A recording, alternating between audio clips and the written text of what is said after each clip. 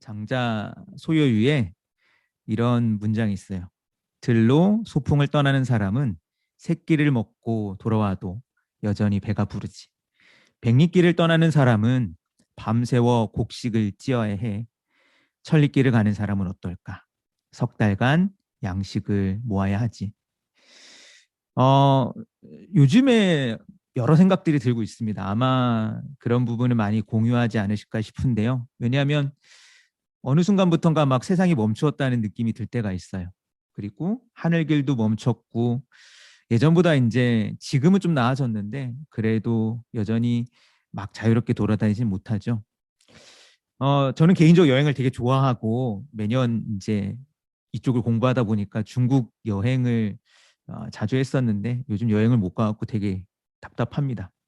그래서 되게 여행이 얼마나 소중했는지를 생각하고 있는 것 같아요. 왜냐하면 여행이 대단히 나의 삶에 뭐랄까요? 신선하고 뭔가 이렇게 일상을 환기시키기도 하고 되게 좋은 자극이었구나. 그런 생각을 하고 있습니다. 여행 이야기를 왜 하느냐? 장자라는 책을 어떻게 소개할까 고시어 보았는데요. 장자를 한마디로 요약을 하면 뭐 여러 이야기가 있을 수 있겠지만 저는 떠남의 책이라는 생각이 듭니다. 그리고 장자는 뭔가 이 떠남을 아주 멀리 까마득히 먼 곳으로 떠나자고 권하는 책인 것 같아요. 아주 먼 곳, 아득한 곳, 그리고 많은 사람들이 쉽게 닿을 수 없는 곳으로 이끄는 책이라고 생각합니다. 그래서 어떤 모험의 책, 여행의 책이라고도 할 수 있지 않을까 싶어요. 흔히 철학자를 진리 탐구자라고도 하죠.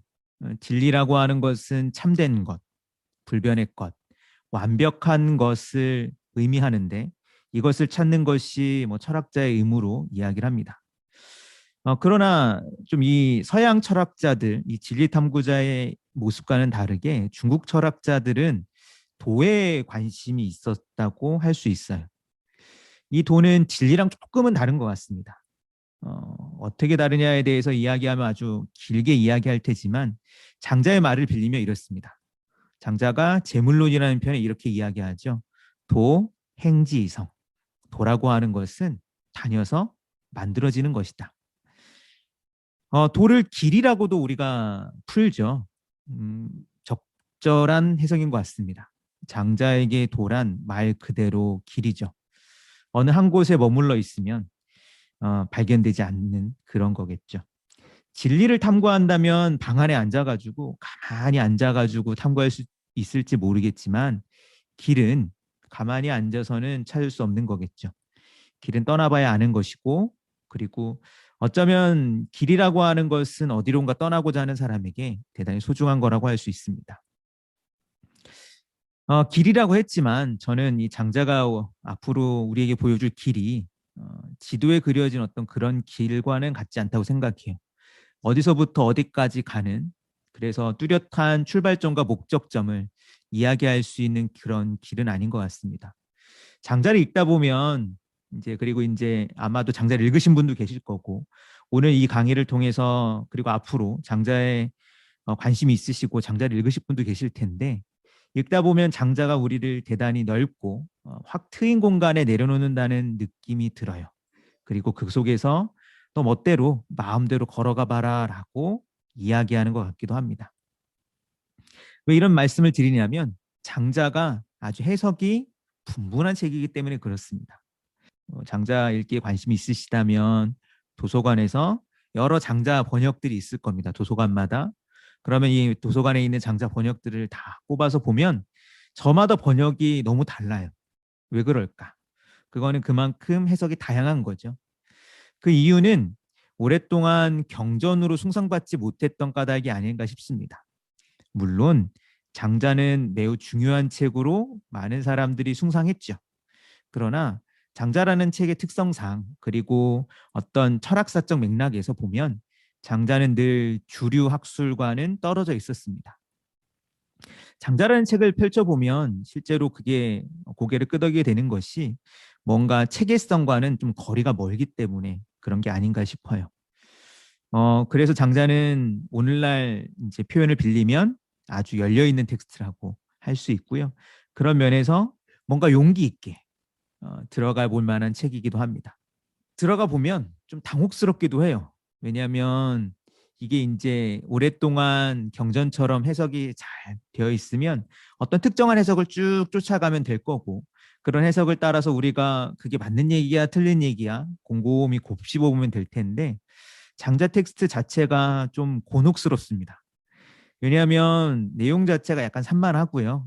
그리고 이게 대체 무슨 얘기를 했는지 헷갈립니다. 저는 이제 장자 읽기를 소개할 때 종종 장자 읽기가 미꾸라지 잡는 것 같기도 하고 롤러코스터 타는 것 같기도 하다라는 이야기를 하곤 하는데요. 왜 그러냐면 이게 뭔가를 장자라고 하는 책에 대해서 어떤 부분을 내가 이거 잡았다, 이건 좀 알았다라고 하는 순간 뭔가 쓱 빠져나가는 듯한 느낌이 듭니다. 뭔가 이렇게 미끄덩거린다고 할까요? 그리고 그냥 자꾸 들여다보면 볼수록 꼭꼭 숨어버리는 것 같은 느낌이 들 때도 있어요. 한편으로는 장자를 읽다 보면 뭔가 저 깊숙한 바다 깊숙해 어떤 까마득한 바다 깊숙한 곳으로부터 저 높은 하늘까지 뭔가 이렇게 우리를 낯선 공간으로 몰아치는 그런 텍스트가 아닌가 하는 생각이 듭니다. 그래서 뭐 아찔하기도 하고 당혹스럽기도 합니다. 그래서 뭔가 둥둥 날아오르는 것 같은 기분이 들 때가 있는가 하면요. 또 어느 부분에 가면 우리의 현실의 어떤 구질구질함이나 어떤 현재적인 삶의 소소함, 그런 대로 내동댕이 쳐버리는 것 같은 느낌이 들기도 합니다. 이런 어떤 이야기를 말씀드리는 것은 왜 장자를 만나자고 하면서 네 명의 장자와 다른 사람들을 중간에 끼워 넣는가 하는 점을 이야기 드리려고 하는 겁니다. 장자라는 책을 직접 소개하는 게 소개하는 입장에서도 늘 난감하기도 하고 이걸 어떻게 하는 것이 좋은 방법일까 늘 갈등이 되기도 합니다. 그래서 선택한 방법 중에 하나는 장자 곁에 장자와 비슷하거나 혹은 다른 사람을 놓으면 어떨까 하는 생각을 해봤던 거죠. 그러면 좀 장자를 더 또렷하게 볼 수 있지 않을까. 뭔가 비교하다 보면 장자가 갖고 있는 특징이, 그리고 그가 갖고 있는 어떤 특이점들이 더 잘 보일 수 있지 않을까 하는 생각이 드는 거죠. 공자, 맹자, 그리고 노자, 마지막으로 사마천과 함께 장자를 만날 예정입니다. 그리고 맨 마지막 시간에는 장자를 만나는데, 그때 장자는 장자 안에 있는, 장자라고 하는 책 안에 있는 여러 얼굴들 가운데 하나가 아닐까 싶습니다. 어떻게 보면 그래서 본 강의는 약간 어떤 분들에게는 좋을 수도 있고요. 어떻게 보면 아쉬울 수도 있습니다. 왜냐하면 본격적으로 장자를 깊이 있게 다룬다기보다는 어쩔 수 없이 장자와 함께 뭐 공자, 맹자, 노자, 사마천 등을 같이 이야기하기 때문에 장자가 주인공으로서의 비중이 조금은 부족할 수가 있어요. 그러나 이렇게 한번 이제 강의를 구성한 이유는 철학이라고 하는 것이 저는 역사적 산물이라고 생각하기 때문에 이렇게 배치한 것도 있습니다. 역사적인 배경을 고려하고 어떤 시대 속에서 장자라고 하는 사람이 살았고, 장자 철학이라고 하는 것이 어떠한 시대적 배경에서 나타나는지를 보는 것이 장자를 이해하는데 훨씬 더 도움이 된다고 생각해서 그렇게 좀 기획을 했고요. 아마도 이 순서들은 철학사적인, 역사적인 맥락도 함께 쭉 가는 맥락이 되리라는 것을 미리 말씀을 드립니다. 이제 장자를 조금 더 깊이 있게 만나고 싶으신 분들, 그리고 본격적으로 장자의 어떤 우화들, 장자에 나와 있는 철학적 주제들이 관심 있으시다면 본 강의가 끝나고 꼭 장자를 읽으시길 바라고요. 그리고 그럴 때는 장자 본문을 좀 직접 읽어보시면 어떨까 싶습니다. 저는 장자를 소개할 때 이렇게 소개합니다.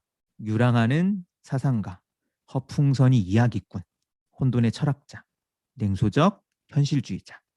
자, 이 장자를 공자와 함께 만나보도록 하죠.